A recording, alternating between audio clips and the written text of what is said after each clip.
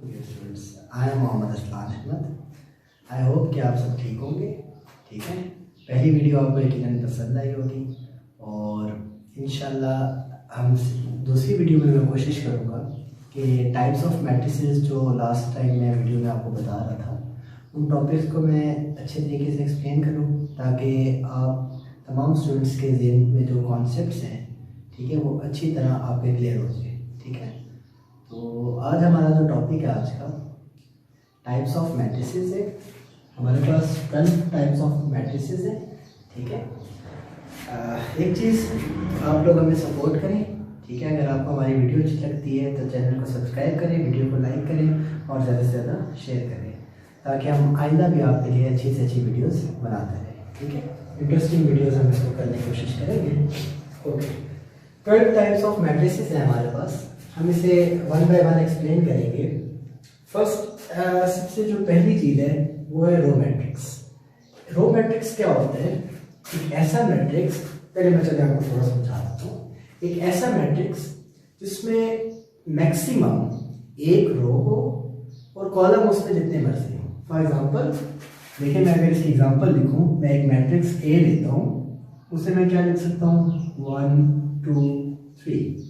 आप देख सकते हैं इसमें रो एक ही है, ठीक है, लेकिन इसमें एक कॉलम, दो कॉलम, तीन कॉलम है। तो रो मैट्रिक्स को हम कैसे डिफाइन करेंगे? ऐसा मैट्रिक्स जिसमें मैक्सिमम एक रो हो और मल्टीपल कॉलम्स हो सकते हैं। कॉलम्स के ऊपर कोई रिस्ट्रिक्शन नहीं होगी, लेकिन रो कितनी होगी? मैक्सिमम एक ही रो होगी। एक रो में nth कॉलम्स भी हो सकते हैं, राइट। इसी तरह हमारे पास दूसरा जो मैट्रिक्स है वो है कॉलम मैट्रिक्स।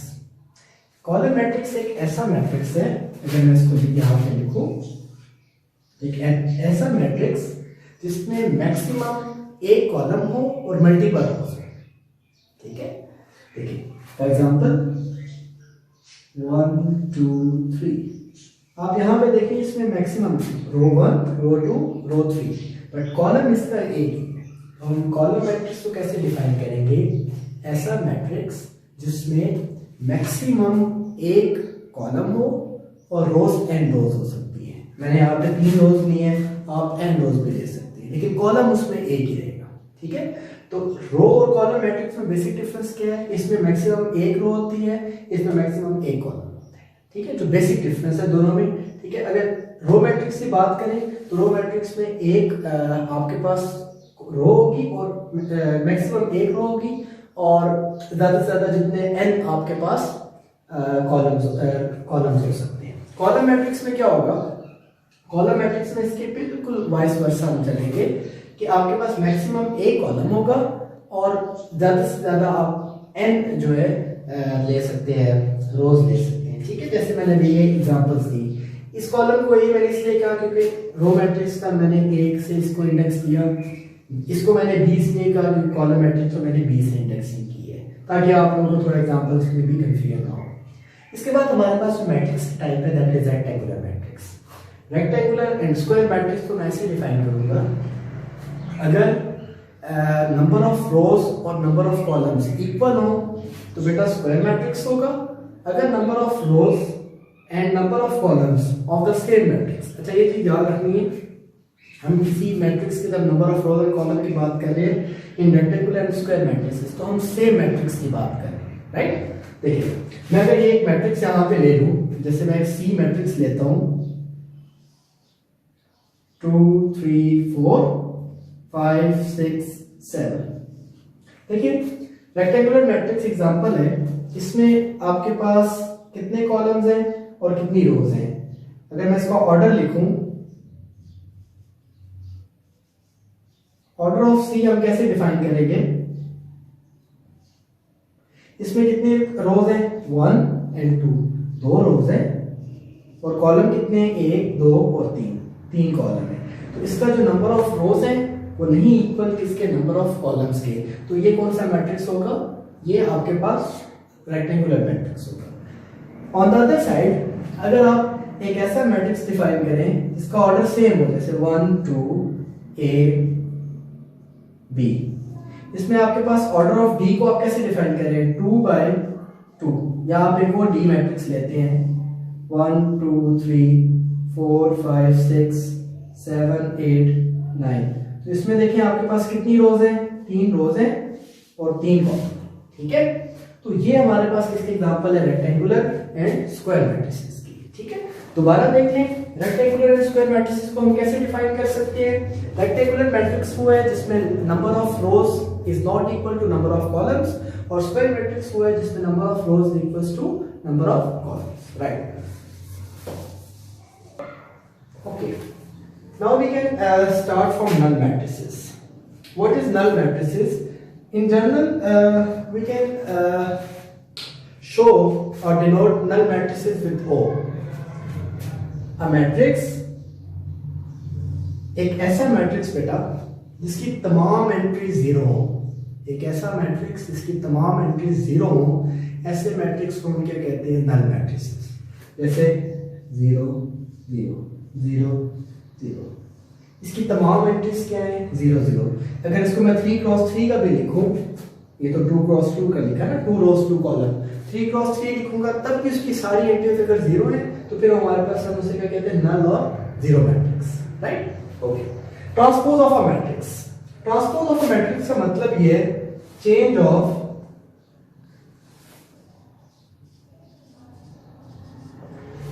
रोज into column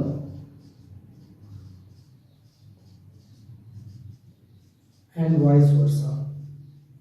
ट्रांसपोज क्या है कि आप किसी मैट्रिक्स की रोज को कॉलम की फॉर्म में बदल दें या कॉलम्स को आप रोज में बदल दें, ये क्या कहलाएगा, ट्रांसपोज ऑफ अ मैट्रिक्स, ठीक है। फॉर एग्जांपल, अगर आपके पास ए एक मैट्रिक्स है, फ्रॉम द इंडेक्सिंग अगर मैं इसको F कह दूं, एक मैट्रिक्स में ले लेता हूं 2 क्रॉस 2 का, that is A B C D। If I take transpose here, F transpose क्या होगा, देखें ये इसकी रो है और ये इसकी कॉलम है। अगर मैं इस रो को कॉलम में कन्वर्ट करूं, इस रो को फर्स्ट रो फर्स्ट कॉलम कर दिया और सेकंड रो को सेकंड कॉलम, तो ये इसका ट्रांसपोज आ गया। या ऑन द अदर हैंड मैं इसको ये भी लिख सकता हूं, देखिए दोनों सेम बातें हैं। फर्स्ट कॉलम को मैं फर्स्ट रो बना दूं, ठीक है, और जो सेकंड कॉलम है उसको मैं सेकंड रो बना दूं, तो आप देखें ये और ये दोनों बराबर है ट्रांसपोज, ठीक है। इसी तरह हम 3 क्रॉस 3 के मैट्रिसेस में भी करेंगे। अगर आप 3 क्रॉस 3 का मैट्रिक्स देखें, उसका ट्रांसपोज भी इसी तरह होगा। For example, if I take F matrix 1 2 3 4 5 6 7 8 9, अगर मैं इसका ट्रांसपोज लूं तो क्या होगा, देखिए फर्स्ट जो रो है उसको फर्स्ट कॉलम में कन्वर्ट कर देंगे 1 2 3, सेकंड रो को सेकंड कॉलम 4 5 6, और थर्ड रो को थर्ड कॉलम 7 8 9, ये इसका ट्रांसपोज आ गया, ठीक है। तो हमने देखा कि ट्रांसपोज का मतलब क्या है, या तो रोज को कॉलम में बदल दें या कॉलम को रोज में बदल दें, दोनों एक ही चीज है। वाइस वर्सा मीन के जैसे हमने कहा ना, रोज into column, and vice versa means column into रोज, ठीक है।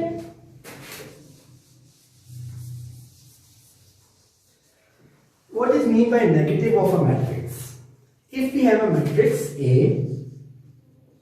that is minus A minus B minus C minus D, इसका जो नेगेशन होगा, नेगेटिव मैट्रिक्स होगा, वो क्या होगा हमारे पास, माइनस ए क्या होगा, A B C D।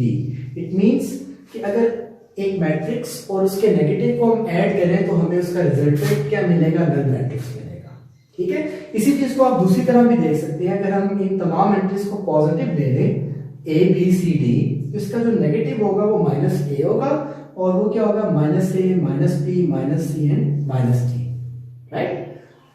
अच्छा, अगर हम ये करें A प्लस माइनस A, तो हमें क्या मिलेगा, नल मैट्रिक्स मिलेगा हमेशा, ठीक है। नल मैट्रिक्स से मुराद के उसकी ऐसा मैट्रिक्स मिलेगा जिसकी तमाम एंट्रीज क्या है, 0, right. Okay okay dear students, हम लोग सबसे पहले rather than explaining symmetric and skew-symmetric matrices, मैं पहले आपको diagonal, scalar and identity matrices का कॉन्सेप्ट समझा दूं, जो एक मिलते जुलते हैं एक दूसरे से, काफी सिमिलर हैं, ठीक है।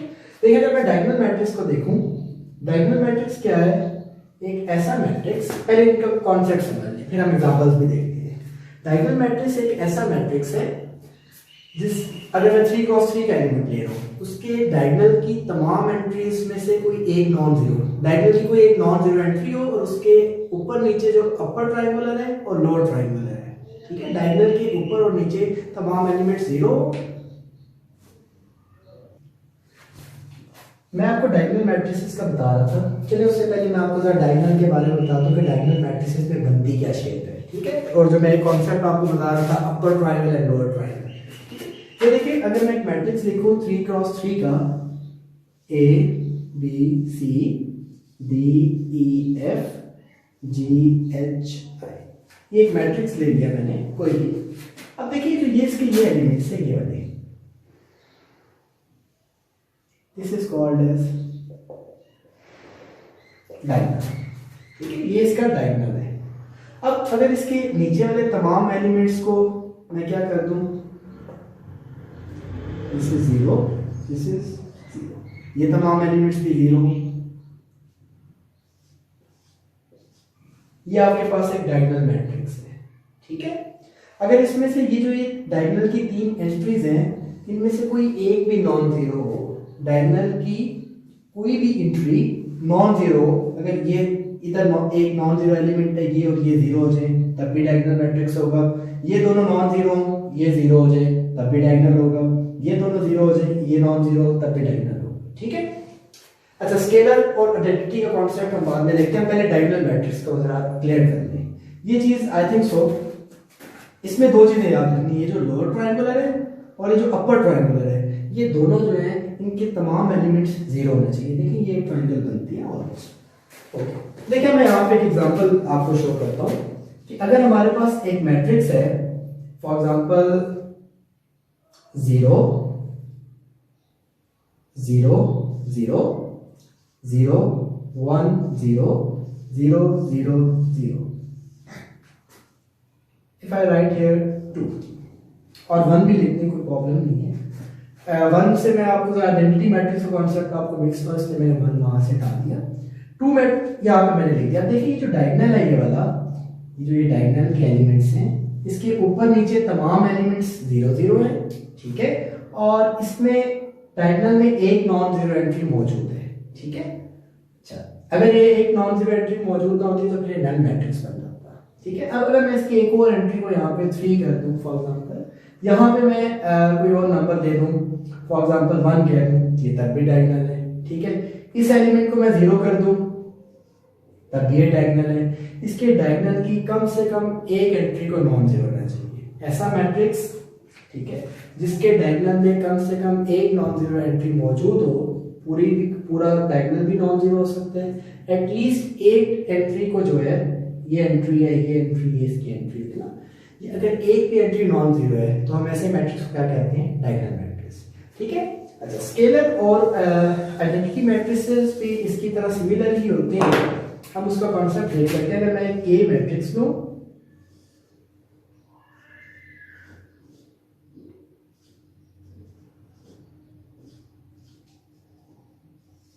और आइडेंटिटी के लिए मैं आई मैट्रिक्स को अगर शो करूं, आइडेंटिटी मैट्रिक्स को हम जनरली आई से शो करते हैं, तो वो क्या होगा 1 0 0 0 1 0 0 0 1। आइडेंटिटी मैट्रिक्स के जो डायगोनल की तमाम एंट्रीज है वो 1 होंगी। ऐसा मैट्रिक्स जिसके डायगोनल की तमाम एंट्रीज 1 हो उसे हम आइडेंटिटी मैट्रिक्स कहते हैं, ठीक है। स्केलर मैट्रिक्स ऐसा है जिसके डायगोनल की तमाम एंट्रीज का जो की है ये नॉट इक्वल हो 0 के भी और 1 के भी। अगर इसमें से कोई एलिमेंट भी 0 ना हो और कोई भी एलिमेंट इसमें 1 ना आ रहा हो, सेम नंबर आ रहा हो, अगर a 2 है इधर भी 2, इधर भी 2, इधर भी 2, अगर a की वैल्यू 3 है ये सेम, ये सारी एंट्रीज सेम आ रही हो डायगोनल की तमाम एंट्रीज सेम हो तो हम कहते हैं कि आपके पास स्केलर मैट्रिक्स है। अगर डायगोनल की तमाम एंट्रीज 1 हो तो हम क्या कहते हैं, ये आइडेंटिटी मैट्रिक्स है, राइट। इसको हम इस तरह भी लिख सकते हैं आइडेंटिटी को, ये 3 क्रॉस 3 है, 3 by 3, हम 2 by क्या है, मैं इसका ऑर्डर भी लिख देता हूँ 3 by 3। अगर मैं 2 क्रॉस 2 की आइडेंटिटी लिखूं, इसको आप I3 भी कहते हैं, I2, दैट इज 1 0 0 1। अब देखें डायगोनल की तमाम एंट्रीज 1 है, ठीक है। इसका ऑर्डर क्या है 2/2 और generally you can write it as I, just I matrix, right? Then we will explain the concepts of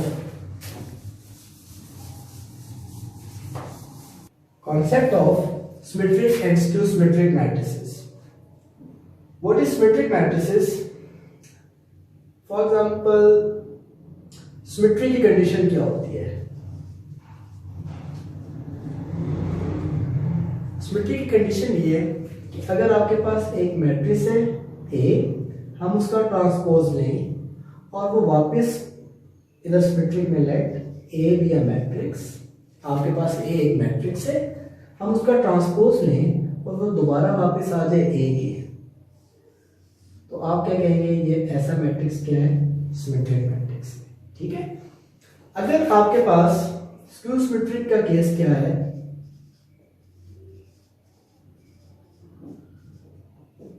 symmetric, आपके पास एक मैट्रिक्स A था, वो 2/2 का भी हो सकता है, 3/3 का भी हो सकता है, ठीक है। आप उसका ट्रांसपोज लें और वो बराबर आ जाए माइनस टाइम्स A के, तो ऐसे मैट्रिक्स को आप क्या कहेंगे? स्क्यू सिमेट्रिक मैट्रिसेस, ठीक है। देखिए, एक ऐसा मैट्रिक्स जिसमें आप किसी मैट्रिक्स का ट्रांसपोज लें और दोबारा वो अपने ओरिजिनल मैट्रिक्स के इक्वल आ जाए, तो हम कहते हैं A transpose equals to A, that the matrix is called as symmetric matrix. अगर वो माइनस टाइम्स ऑफ ट्रांसपोज लेने के बाद minus times of original matrix आए, तो हम क्या कहेंगे? ये मैट्रिक्स स्क्यू सिमेट्रिक मैट्रिक्स, ठीक है। देखिए, अगर मैं एक स्क्वायर मैट्रिक्स यहाँ पे लूं A, अच्छा ये आपने याद रखना है कि जो सिमेट्रिक और स्क्यू सिमेट्रिक का कॉन्सेप्ट है वो हम सिर्फ स्क्वायर मैट्रिसेस के लिए रिस्ट्रिक्ट करते हैं, ठीक है। स्क्वायर मैट्रिक्स के अलावा अगर हम कोई मैट्रिक्स लेंगे तो ट्रांसपोज लेने के बाद उसका ऑर्डर चेंज हो जाएगा। अगर मैं एक रेक्टेंगुलर मैट्रिक्स लेता हूँ 2/3 का, तो मैं उसका ट्रांसपोज लूंगा तो 3/2 हो जाएगा, वो वैसे ही अपने बराबर नहीं आएगा, ठीक है। तो सिमेट्रिक और स्क्यू सिमेट्रिक का जो कॉन्सेप्ट है वो स्क्वायर मैट्रिक्स है, जो A होगा ये this must be a square matrix, ठीक है।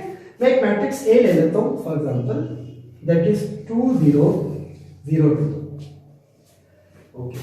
अगर मैं इस मैट्रिक्स का ट्रांसपोज लूं A ट्रांसपोज, वो क्या आएगा? 2 0 0 2 ट्रांसपोज। अब इस पे जब ट्रांसपोज अप्लाई करूंगा तो आप देखें 2 0 फर्स्ट रो आपके पास फर्स्ट कॉलम बन जाएगी और सेकंड रो आपकी सेकंड कॉलम। अब ये देखेंगे जो मैट्रिक्स है ये दोबारा अपने बराबर आया, A ट्रांसपोज का आंसर A के बराबर आ गया, ओरिजिनल मैट्रिक्स से इक्वल आ गया, तो ये आपके पास क्या है? सिमेट्रिक मैट्रिक्स है। अब हम एक एग्जांपल स्क्यू सिमेट्रिक की देखते हैं। अगर मेरे पास एक मैट्रिक्स A है, ठीक है, फॉर एग्जांपल अगर इसको हम रखें 2 0 0 -2, just a little bit change here. अगर मैं इसका ट्रांसपोज लूं A ट्रांसपोज, तो वो क्या आएगा? 2 0 first row first column, second row second column, ठीक है। तो ये आपके पास देखें क्या बन रहा है, आपने इसको चेंज किया और देन आपने इसको चेंज कर दिया, तो ये आपके पास ऑलमोस्ट क्या आ गया? ये किसके इक्विवेलेंट आ गया? सेम यही मैट्रिक्स आपके पास बन रहा है, ठीक है, जो A है। तो ये भी हमारे पास एक किसकी एग्जांपल आ गई? सिमेट्रिक एग्जांपल आ गई, ठीक है। तो इसी तरह हम स्क्यू सिमेट्रिक में क्या होगा? जस्ट यहाँ पे एक माइनस का साइन आ जाएगा, हम मैट्रिसेस को चेक करेंगे कि वो मैट्रिक्स जो है आपका सिमेट्रिक है या स्क्यू सिमेट्रिक है, ठीक है। ये हमने डिफरेंट टाइप्स और ऑपरेशंस जो मैट्रिसेस पर अप्लाई कर रहे थे, सिमेट्रिक चेक करना, स्क्यू सिमेट्रिक चेक करना, देन फिर हमने इसका ट्रांसपोज लेना, ये सारे अप्लाई किए। अब हम इसके एक्सरसाइज 1.2 की तरफ जाते हैं और वहां पे देखते हैं कि हमें कौन किस टाइप के क्वेश्चंस मिलते हैं। ऑलमोस्ट यही टाइप्स को अप्लाई करना है हमें, ठीक है।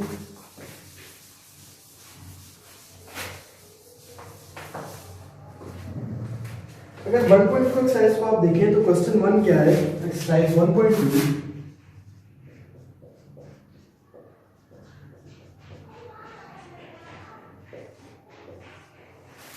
क्वेश्चन 1 क्या कहता है? From the following matrices identify unit matrices, row matrices, column matrices and null matrices. अगर आप देखें डिफरेंट मैट्रिसेस हैं, ए मैट्रिक्स आप देखें तो ए आपको क्या कह रहे हैं, क्वेश्चन 1 में ए मैट्रिक्स आपको क्या गिवन है, 0 0 0 0। तो ये आपके पास कौन सा मैट्रिक्स है, नल मैट्रिक्स। इसी तरह इसके डिफरेंट पार्ट्स हैं जिनको हमने आगे एक्सप्लेन किए हैं, आप उनको देखें और ये आपके एक्सरसाइज के तौर पे मैं छोड़ रहा हूँ, ठीक है। आप इसको देखें ताकि आपकी अंडरस्टैंडिंग अच्छी हो सके, ठीक है।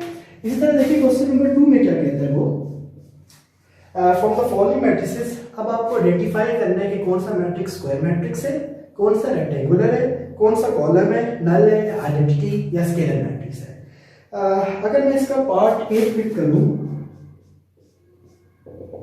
पार्ट 8 में वो क्या कहते हैं, 1 2 3 -1 इसकी एंट्रीज 2 0 0 0 1। अब देखिए हमें बताना है कि ये मैट्रिक्स स्क्वायर है, रेक्टेंगुलर है, कॉलम है, रो है, नल है, आइडेंटिटी है, स्केलर है। देखिए सबसे पहले हम इसका ऑर्डर चेक करते हैं। इसका ऑर्डर कितने हैं, इसमें रोज कितनी है, 3 रोज हैं, और कॉलम कितने हैं इसके, 3 कॉलम, ठीक है। तो इसका ऑर्डर क्या है, इक्वल है। ये मैट्रिक्स इसका है 3/3 का मैट्रिक्स है। तो हम इस मैट्रिक्स को क्या कहेंगे, ये कौन सा मैट्रिक्स है, square matrix, right. Question number 3 अगर देखें, इसके जो बाकी क्वेश्चन 2 के पार्ट्स हैं वो आप एज एन एक्सरसाइज के तौर पे आप खुद करें, ठीक है। उन्हें देखें, क्वेश्चंस को, मैट्रिक्स को देखें, अंडरस्टैंड करें और उनकी टाइप्स आप मेंशन कर सकते हैं, ठीक है। क्वेश्चन 3 में वो कहता है from the following matrices identify diagonal, scalar and unit. अच्छा, आइडेंटिटी मैट्रिक्स को यूनिट मैट्रिक्स भी कहा जाता है, ठीक है। अगर मैं इसका क्वेश्चन 3 का एक पार्ट पिक करूं, for example I can write the matrix B which is 2 0 0 -1। अब देखिए इसके जो डायगोनल की तमाम एंट्रीज 1 भी नहीं है, तमाम एंट्रीज सेम भी नहीं है, लेकिन दोनों एंट्रीज में से कोई भी 0 नहीं है। तो ये हमारे पास कौन सा मैट्रिक्स होगा, this is diagonal matrix. Scalar matrix में क्या होता था, दोनों एंट्रीज सेम होती थी। आइडेंटिटी या यूनिट मैट्रिक्स में क्या होता था, ये दोनों एंट्रीज 1 1 होती थी, ठीक है। Question number 4, negative of a matrix. इस पे हम पहले भी डिस्कशन की। जैसे मिसाल के तौर पे मैं डी पार्ट लूं, इसमें क्या है, -3 2 -4 5। तो इसका नेगेटिव हम कैसे लिखेंगे, that is -d। Her entry जो जिस एंट्री के साथ नेगेटिव साइन है वो पॉजिटिव हो जाएगी, और जो इसके साथ पॉजिटिव साइन है, कोई साइन नहीं है, उसके साथ हम नेगेटिव साइन लिखेंगे। मतलब माइनस हम इस पूरे मैट्रिक्स के साथ मल्टीप्लाई करेंगे, minus minus plus, plus minus minus, minus minus plus 4, और ये माइनस। अगर आप इसको और इसको ऐड करें तो ये आपको नल मैट्रिक्स देगा, ठीक है। इसी तरह क्वेश्चन नंबर 5 है, लेट्स सपोज मैं इसका ए पार्ट चूज करूं। ए मैट्रिक्स क्या है, 0 1 -2। तो अगर मैं इसका एक ट्रांसपोज लूं, ए ट्रांसपोज, तो वो क्या होगा, ये पूरी की पूरी कॉलम जो है किसमें कन्वर्ट हो जाएगा, रो में कन्वर्ट हो जाएगा, राइट। हमारा जो मेन फोकस है यहाँ पे वो क्वेश्चन नंबर 6 की तरफ है, जिसमें वो क्या कहते हैं, एक फैक्ट हम प्रूव करेंगे कि अगर हम एक मैट्रिक्स का 2 दफा ट्रांसपोज लें, if you take transpose of a matrix 2 times, for example first part A transpose whole transpose, तो देन हम देखेंगे कि एक मैट्रिक्स का ट्रांसपोज लिया, अगेन ट्रांसपोज लिया, तो मैट्रिक्स हमें दोबारा वापस मिल जाए, ठीक है। तो अगर ए मैट्रिक्स आपको ये दिया है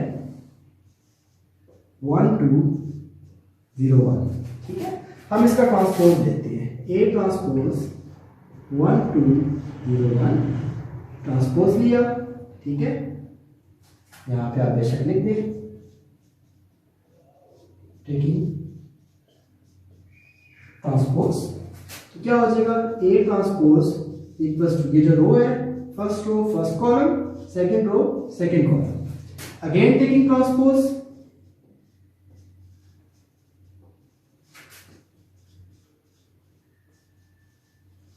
तो क्या आएगा बेटा, देखिए A transpose whole transpose equals to 1 0 2 1 transpose।